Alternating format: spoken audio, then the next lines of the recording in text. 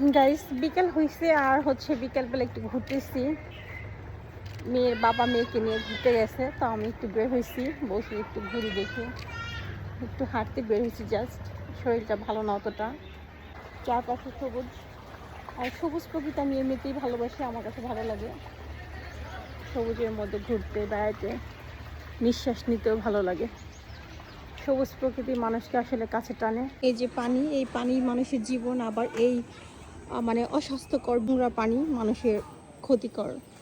এখান থেকে মশার জন্ম হয়, এখানে মশা হয়, মশা বংশ বিস্তার করে, এবং এখান থেকে যে মশাগুলো হয় এগুলো ডেঙ্গু ধারণ করে, ডেঙ্গুও হতে পারে, আর এগুলো মানুষের মৃত্যু ডেকে আনে। আসলে জায়গাগুলো পরিষ্কার পরিচ্ছন্ন থাকাটা বেটার।